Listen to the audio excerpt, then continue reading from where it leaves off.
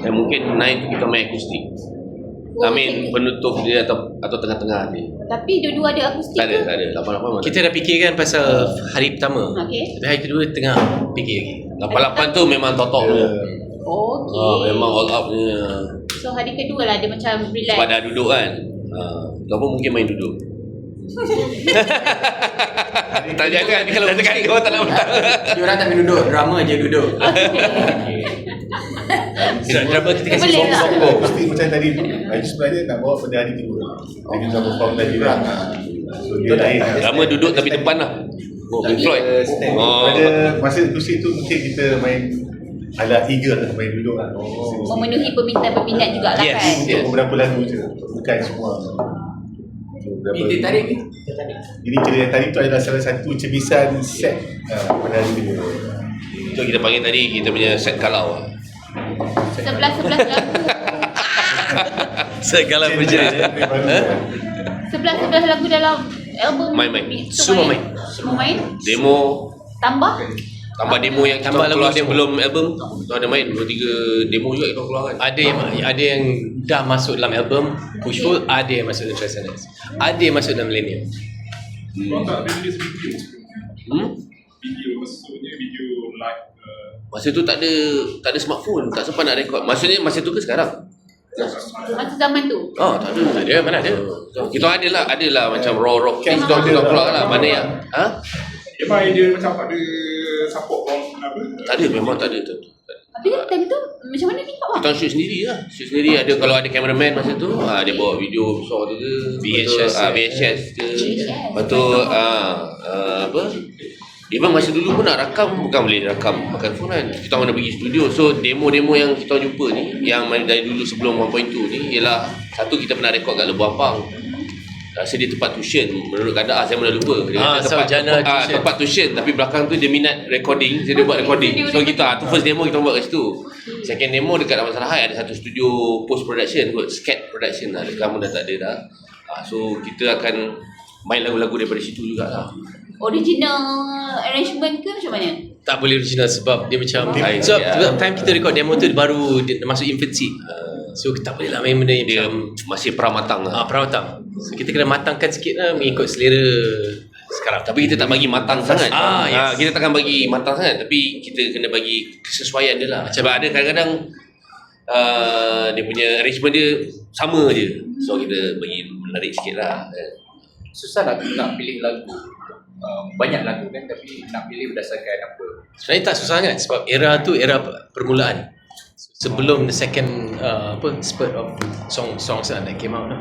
So nak cakap tak adalah sampai macam 40 yang kepilih kan. Tapi still around the 20s lah. Itu yang best bila kita buat konsep show. Macam ni 1.2. So kita akan dah sekat lah. Maknanya album lain tak boleh main dah. Kita akan cari lagu tu je. Macam sebelum ni pun kita main Millennium. Album tu je. So kita dah ada sekatan tu. Kalau tidak pening juga nak pilih lagu main mana kan. Ada lebih 40-50 song. Ada. Kita ada tak missing demo?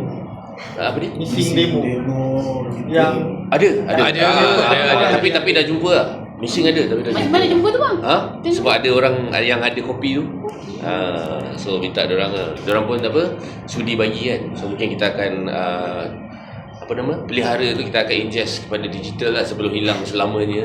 Dia pun okey. Kita line up kalau yang akan ada ke sebab dalam 1.2 tu maaf sangatlah kalau memang tak ada. Dia dah ke arah lain. So dia pincin. Salah ya Kita Jalan tak ada salah dia, daging salah pun ada. tadi kita punya drama tag drama salah lah. Salah tak ada. okey, apa jangkaan daripada sebab hadirin yang datang tu bakal yang datang tu mesti dah lebih over 40 tahun. So penonton yang hadir tu apa yang Butterfinger ada bagi dress code ke, pakai platinum ke, pakai Converse? Boleh pakai apa saja. Jadi pakai itulah grudge. Tapi memang confirm penat lah. Itu pun kalau jangkaan kita konsert dia 1.5 jam sampai 2 jam memang korang penat lah. Mungkin kita tak sekat pakai macam mana lah. Tapi kalau daripada apa yang diorang interpretasi diorang terhadap rock and roll daripada 96 sampai sekarang semua dia terima. ada lagu yang diolah semula untuk menyesuaikan dengan usia Butterfingers sekarang ni kan. Oh tak, kita memang main macam dulu. Macam dulu, memang main Tempo macam dia dulu. takkan kurang daripada album. Emang cari kat album tu tempo dia berapa. Kita main macam tu. Sebab kita nak dapat jiwa tu. Jiwa. Ni banyak benda menonton kat ni banyak. Tapi kita masalah kita tak nak laju sangat juga. Itu nak cari tempo tu yang lelaki. Macam mana? Macam mana ada? Kita start dengan fizikal lah. Kita akan keluar kaset tu. Sebab ramai orang tanya nak keluarkan fizikal, nak dengar kat mana. Sebab 1.2 MHz tak ada kat digital streaming platform kan. Memang kita sengaja buat macam tu pasal kita nak ada ketidakhadiran dan kita nak galakkan orang beli fizikal lah. So sama, membeli muzik, mendengar muzik pun sama macam 30 tahun lepas. So kita akan keluar kaset tu. Lepas tu mungkin CD dan akhir sekali kalau dapat kita nak keluar piring hitam lah. Mungkin kaset sekali dengan Walkman ke? Sekali dengan pemain kaset pun kita jual. So kalau orang cakap kaset nak dengar kat mana, kita ada sekali dengan. Sebab dia album cult kan. So nak kasih semua tu on Spotify ke apa, dia tak syok sangat lah. Cabaran utama untuk orang kata konsert 30 dekad ni. Fitness. Cabaran yang utama ialah untuk tidak memuaskan hati netizen yang minta. Oh okey, nak macam ni, nak macam tu, nak macam ni kan. Saya cuba jawab secara baik lah kan. Yang tiba-tiba nak di stadium Axiata. Betul. Main kat stadium. Ada yang tak nak main share pun, nak minta live version. Ada yang kita keluar. Nak kena tengok, nak kena hiburkan diorang. Sebenarnya kita ada perancangan untuk buat di stadium juga, di stadium Melawati lah. Tapi tutup. Roboh. Kita dah Tak, sebab kita dah sign kontrak lah dengan Melawati tu. Memang kita akan ada kat situ je. Tapi apa nak buat? Betul tak betul ni? Betul. Kan kita dah buat 2 kali. Sebab kita dah ada brotherhood dah dengan stadium Melawati tu. Kita ada chemistry dengan stadium tu. So sekarang nak dengan audien pula. Abang, kita tahu tahun ni banyak konsert kan. Butterfingers sendiri ada tak rasa pressure? Okey. Ini satu soalan yang tak ada orang tanya tadi. Pressure bukan, tapi kita rasa bersyukur juga lah. Pasal walaupun ini hasil analisa syarikat kami yang buat ni, kita perasan orang Butterfingers ni, peminat dia atau pengikut dia suka yang konsert yang kita seorang. So memang kita orang pun dah test lah 2-3 kali. So alhamdulillah, macam dulu Transcendence, Millennium, lepas tu tahun lepas Angkasa Geo, ni pula Audience. Memang itulah, alhamdulillah lah macam 88 sold out. Padahal sebelum tu kita orang buat analisa macam agak krik-krik tau. Kita ada juga main konsert yang ada macam pelbagai band. Tapi dia punya sambutan dia bukan macam yang kita buat Sendiri buat. yang kita main seadanya. Kita main sendiri lah kan? Macam own concert lah. Itu satu benda yang macam menarik ke?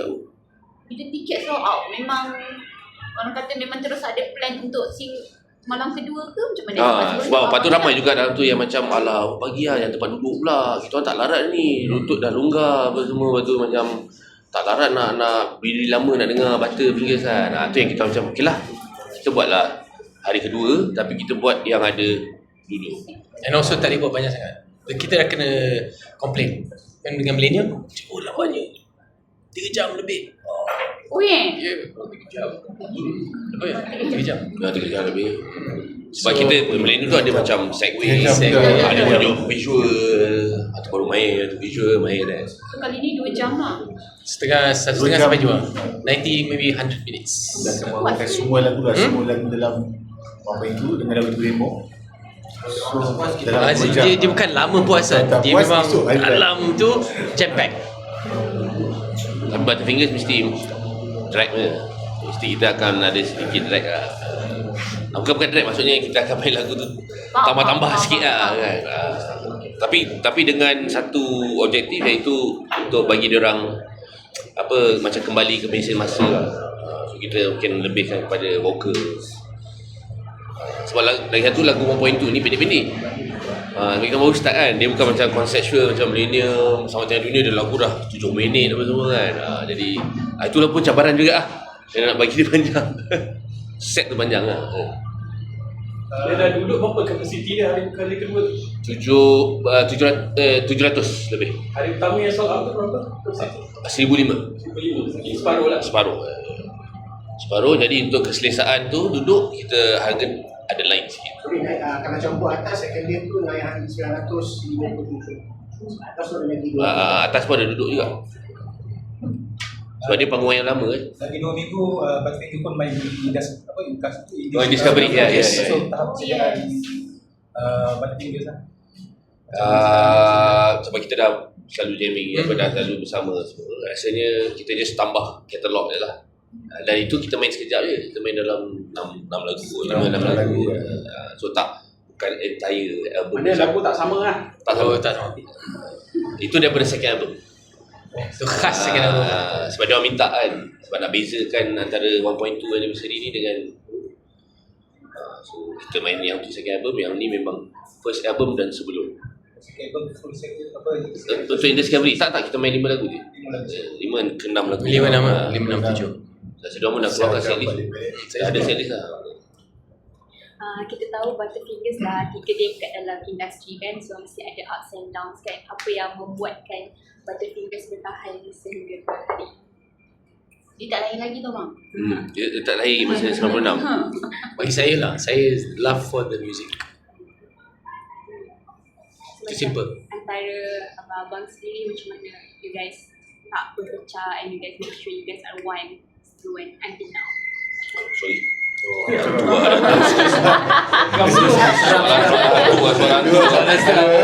Soalan tu sorry.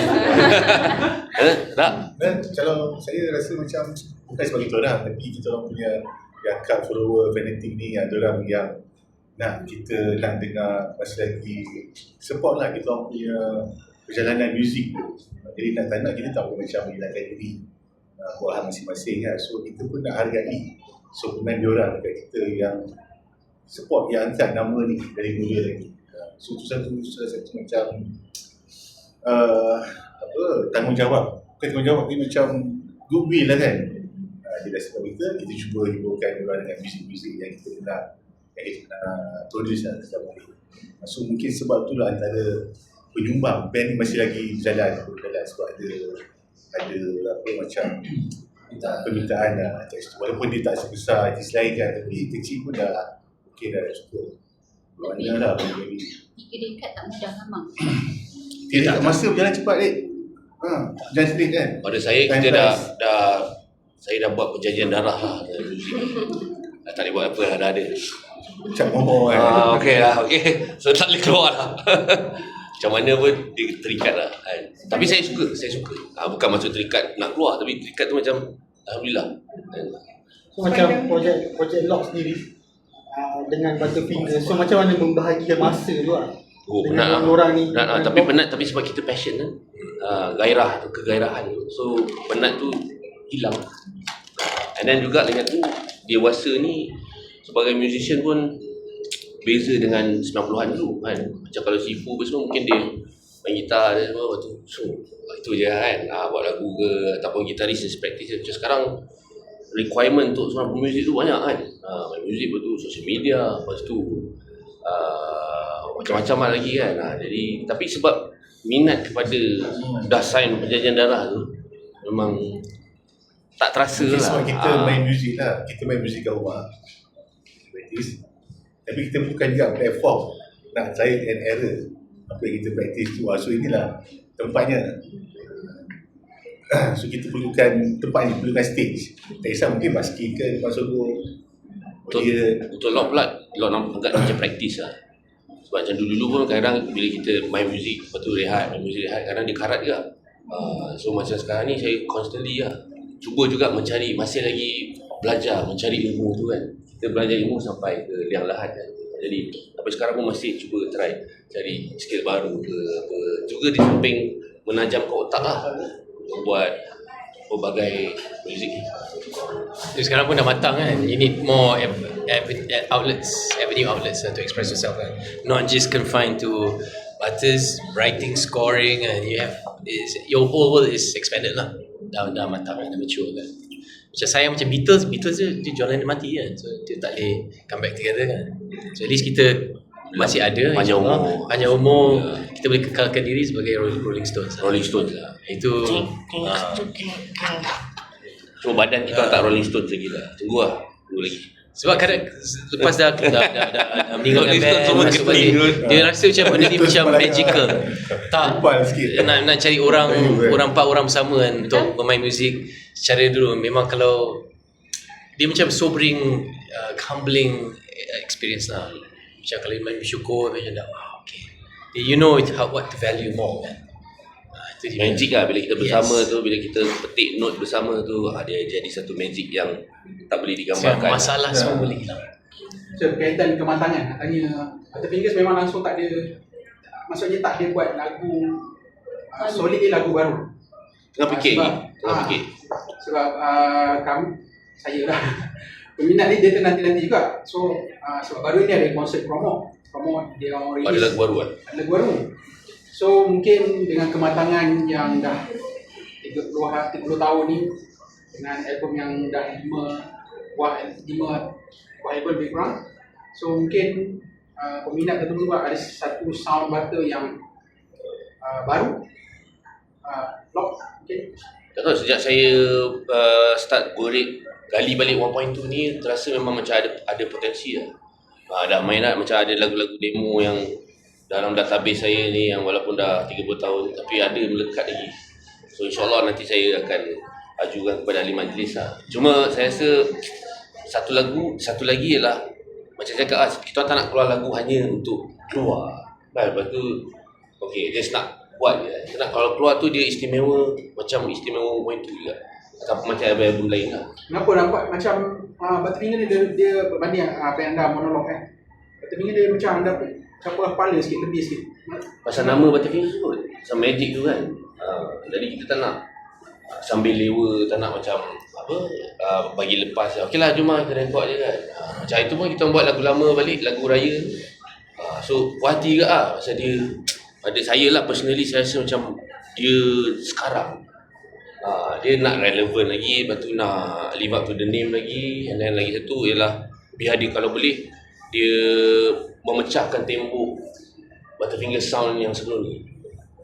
So tak tahu lah, sejak Susah. Masa dulu kita hisap rokok sama, minum, makan sama, naik kereta dengan demo tape sama, dia lain. Dia jiwa dia macam memang satu badan. Sekarang kita dah mature, ada family. So dia feel dia lain lah. Dia lagi ambil masa sikit lah nak bagi magic keramat tu kan. Tapi tak tahu lah, sejak 1.2 ni macam bagi macam ada idea baru lah. Okey lah, tapi mungkin terlampau awal tu cakap lah. Dan ada kesedaran masa tik. Betul kan? Itu satu lagi. Itu tak boleh. Alamak. Sebelum apa kan, InsyaAllah banyak umur. Please. Touch wood. Betul. Okey, dalam satu fasa dulu Abang Edmund dengan Abang Lock pernah orang kata macam berselisih faham. Pasal Abang Edmund Pernah selisih? Tak. Sejalan dia. Dia berselisih tapi dia faham. Mungkin berselisih waktu lah. Berselisih, tak tahulah berselisih faham ke waktu ke kan, tapi macam Abang Edmund tapi kan ada sejak. Lepas tu apa yang membuatkan Abang Edmund balik sini, lepas tu join kembali group ni? Saya memang dah lama lah nak meninggalkan Canada, tapi bukan waktu. So sekarang baru saya dapatkan masa lah untuk balik. So inilah saya dah balik 2020. Masa tu selisih waktu pasal dia kat Canada, saya kat Boston. So dia ada selisih waktu sikit guys. Selisih waktu, selisih priorities juga sama kan. Dulu memang dia kat Canada lah. Sekarang dia kan ada.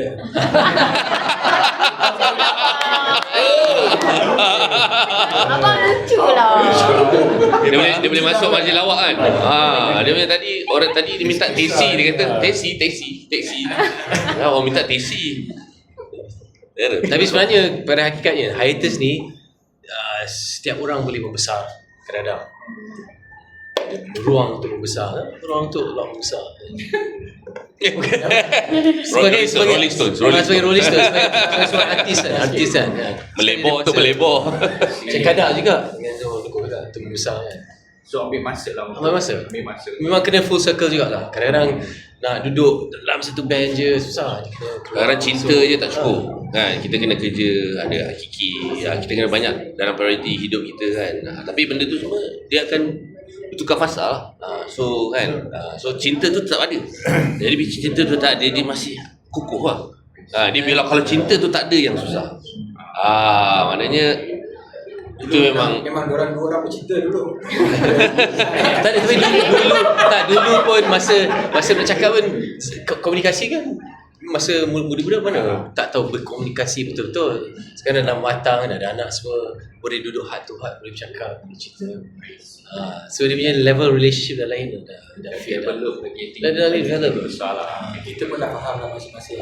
Nanti insyaAllah 60 tahun kami pun kita boleh duduk cerita pasal gout, pasal diabetes dan semua kan. sekarang pun dah cerita sikit-sikit. So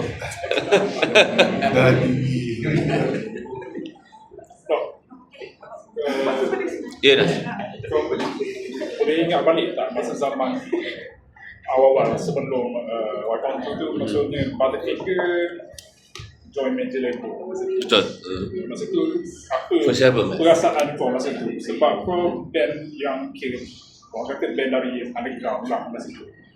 So bila join the EMI masa tu, kau rasa macam it's a big thing tak? And then kau ada apa expectation kau masa kau? Sebab masa tu secara jujurnya masa daripada dulu memang nak main muzik je.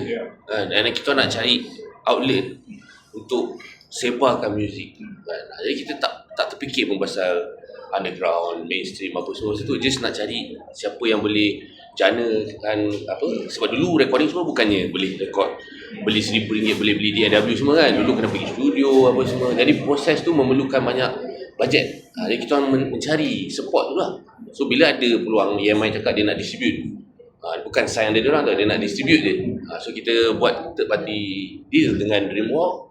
Tu yang jadinya 1.2 ni. Mana studio tu bagi guna studio dia free, EMI hanya untuk distribute. So kita try tu. Lepas tu berjaya 1.2 ni mencetuskan satu fenomena jugalah. Kira pada saya nampak macam berjayalah, orang perasan apa semua kan. Okay, kita nak lagi. Tapi tak cukup. Macam 1.2 tu banyak tak cukup. Mungkin barang kita orang tak cukup state of the art, dan kita tak dapat rekod kat studio analog yang ketika tu state of the art kan. Jadi kita perlukan lagi. So Yaman kata nak saya aku bagi kau semua ni. Yaman bagi duit lah. Maknanya duit untuk rekod, co-producer. So kita dapat kemaskan lagi, main gitar pakai tuner, main rekod pakai metronom. So semua knowledge ni semua kita tak boleh Google lah. So kita kan ada cikgu. Jadi Abang Bung somehow macam turun kat kita orang. Lepas tu kita orang booking studio tu 2 bulan rekod Batu Pushful dengan Transcendent tu semua hasil duit EMI lah. Dan pada lot pula tak menjadi masalah pasal kita bukan ambil duit tu beli kereta, bukannya pergi party. Kita ambil duit tu kita beli gitar, kita beli bass kadar, kita beli beef Godin lah. Kita serius lah. Kita beli pedals, man. Memang ni macam gila. Kalau memang takkan dapat lah benda tu kan. So kita demi menghasilkan album yang alhamdulillah evergreen lah, macam Batu Pushful, Transcendent, sampai sekarang orang masih cakap lagu dia relevant kan. So mungkin kerana kita decide benda tu masa dengan EMI. Itu kadang-kadang falsafah band dia interi dia macam dah pandai lah, macam dia tak sell out tadi. Tapi pada hakikatnya underground di Malaysia dan underground di US dia lain. Underground US ni lagi with network dia dah lagi besar, macam major label kan. Macam label major label. So you kena compare apples to oranges lah. Diorang boleh persoalkan lah, tak nak anti corporate semua sebab network dia besar. Kita tak nak apa semua, macam mana? Kena rekod, ada certain band, ada cerita lah band yang rekod satu hari, rekod satu album, macam mana nak dapat best kan? Dulu bukannya boleh copy paste semua. Bayangkan aku rekod kau kena rekod satu hari kena siap album. Dulu tak boleh, dulu at least kena ambil masa. And then menjawab soalan underground tu, kita tak pernah claim kita orang band underground sebenarnya. Kita tak pernah cakap pun kita orang sebab underground macam tadi Kapuri Tedang, naik ke Butterfly, itu betul-betul unsigned band daripada unsigned kepada signed indie lah kot, indie lah, maknanya independent. Dulu kan indie maksudnya independent kan. Ya betul, dari independent ke major tu betul. Tapi bukan underground. Pasal takut yang underground betul ni dia tak terasa pula kan. Sebab underground dia ada falsafah dia. Tak boleh makan McDonald's, kena pakai slipper Jepun. Dulu punya underground kan, dia punya falsafah dia anti corporate, anti konglomerasi kan. Itu pun kita I think we are underground because we play with bands in the underground. So for us we see ourselves still as underground. Tapi without minus the philosophy and all that. kita nak guna platform tu untuk Itu yang label sih susah. Macam sekarang lah kan. Indie, kau main indie Kau main indie dulu orang takkan indie, dulu underground. Oh main apa muzik?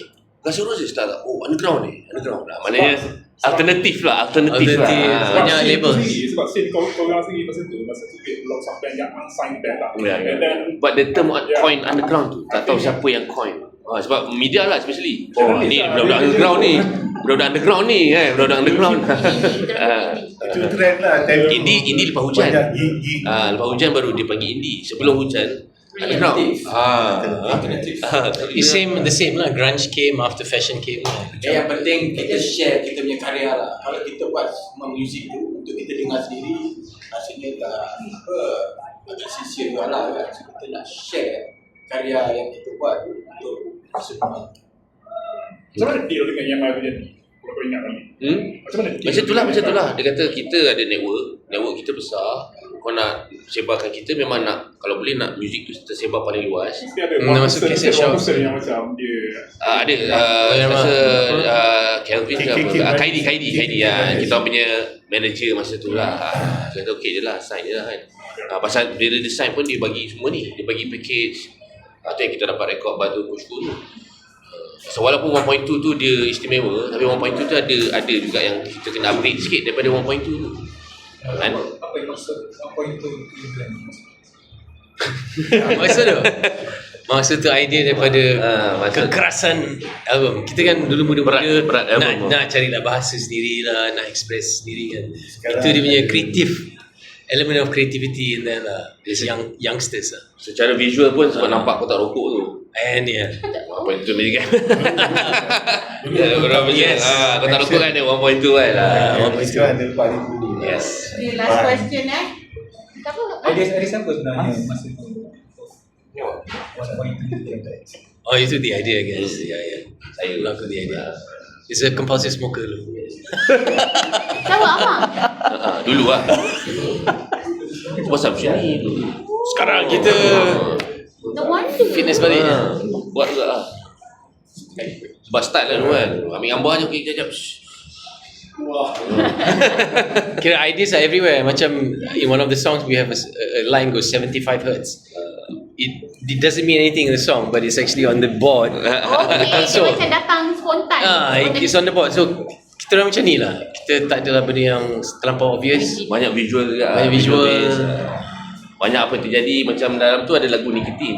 Okay. Saya tukar NICOTYYNE tu sebenarnya anthem remaja tu. Kita jamming kat studio kan, kat sekolah. Tu je escapism masa tu. So semua orang datang jamming bukan nak jamming. So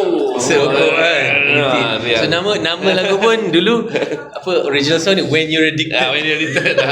Cannot use that title. Cannot use When You're Addicted. Ada cerita tak ataupun just put it for the sake of dia nak kena dengan melodi dengan lagu. Dua-dua lah. Wake Up When I Smell Nicotine tu pasal memang masa tu terbangun lah bila saat Nicotine kan. Kita tu jujur. Remaja rebel masa tu. The main lyricist masa dengan fakta Campur. Oh, nikotin tu bang. Ni cerita yang paling best ni White Blanket lah. White Blanket. You gotta tell the story of White Blanket. Yang mana? Aku nak borak lah. Tak, White Blanket yang kau it's in an English textbook. And then you like, what's that White Blanket? In school. It was a school textbook. Dalam mana gambar tu kan. So saya suka baca dictionary. Dulu memang itu yang banyak kata yang colourful. Itu yang tiba-tiba broken English pun ada lah. 10 dB tu? 10 dB tu adalah meter kat konsol. Decibel. Sebab kita record kan. So kita mix kan, kita macam buang 1 dB, buang 2 dB. dB tu apa bang? dB? DB ni dB. Oh, 10 dB. So 10 dB macam ekstrim sangat lah. Itu yang dia nak buat. Itu satu ni kan. Okay, baru tahu. So broken English pun banyak tau. Memang. Tu memang language. Apa antara dia? I don't know. It's like everything's coming in this thing. It's just tapi you cannot change it. You have to keep it because not only music at that time you've got the energy. Sometimes it has to sound nice. Whether there's actually any great meaning there. Itu ada orang komen cakap dah 2-3 kali lah yang buat saya sedar tu 1.2 memang berpaksikan grunge kan. Tapi melodi ni melodi Melayu. Tu macam betul lah kot. Itu yang buat orang connect tau. Lagu-lagu 1.2 ni dia memang berpakaian grunge. Tapi jiwa dia jiwa muzik tu. Chrome. Nightshade Castle. F4 buat tu. What's that for? Fahrenheit F degrees. So kita main cari nama-nama pelik. Kita ni memang Royal Jelly. Yes. Mak saya punya Royal Jelly. Royal Jelly. Royal Jelly. It smells Royal Jelly. It's like, I like that Royal Jelly. It's the essence. Royal Jelly Royal Butterfingers. Mas pula Mas. Macam dekat hati tu. Yang baik. Nak tanya sepanjang 30 tahun ni kan, apa momen yang kenangan paling manis lah sepanjang 30 tahun? Tak boleh lah. Satu kenang manis. Susah. Saya melawati. Full tu okay lah, itu macam alhamdulillah. Tapi yang happy tu mungkin first time moment dah mix dengan kat studio lah, masa push full. For me, you blasted masa you heard the mix kan, for the first time lah. I was like, wow, things are improving. Sebab 1.2 and push full dia macam dia improvement yang mendadak, anjakan paradigma lah. Dia lain daripada lain. Dia stepping stone. Hasil kita orang dah kerja kan, main dengan metronom, tu barang-barang Porsche lah kira time tu kan, kita dapat guna kan. Tapi dengar lagu sendiri tu macam bagi saya mungkin tu lah. First demo. Bukan, for second album. So it's for the first to the second. And then we heard the mix. I was like, wow. Sebab first tu memang DIY. Possibilities that could come from ni memang DIY. Kita memang main, lepas tu tune tak berapa tune kan, lepas tu producer setengah jalan cabut. Tapi tiap album ada dia punya. Budak-budak ni banyak sangat tanya lah. Sebab kita orang, bang, kalau macam ni boleh bang, macam ni boleh lah. Last setengah jalan, mana abang? Tak ada dah. Kena teruskan sendiri. Tu lah 1.2 dia. Kisah dia. Lepas tu, maknanya batu pushful tu proper betul. Kita masuk studio yang memang analog, setiap biat lah. Lepas tu kita rekod pakai tape. Masa tu drama Kalai pun dah boleh main pakai metronom. So, kira sebagai ahli muzik progress natural tu dah, kita dah satu level up lah. Start album second tu lah. Masa ni tadi ada pakai sessionist tak? Ada. So kita orang antara yang first, yang bukan first lah, antara yang beberapa band yang ketika tu tak pakai session lah. That's why kita ke major label tu, pasal dia bagi main sendiri. Kita nak cakap lah, kita nak main sendiri, kita tak nak ada sessionist ke apa, kita nak masa tu kan. Itu yang dia panggil Abang Bong tu, yang produce Kromok tu, untuk ajar kita orang daripada pakai metronom semua. Dia ajar, dia produce lah kan. Kita orang just cakap apa kita nak, dan dia biar je. Kita nak biar kotor apa semua, dia biar. Cuma dia kata kena ada tempo, kemas. Baik, terima kasih Abang Bong juga lah. Cik Alin juga lah. Alin vocals dia duduk tepi je kan. Hamdan, okay, you try. So dia properly recorded lah. Batu Pushful kata Sanders lah. Even Millennium pun kan. Millennium dia pun dah macam Millennium dia duduk belakang je. Kita dah eksperimen lah. Dia macam bukan tinggal lah. So kita nak pecah daripada setahun kita orang yang lama lah.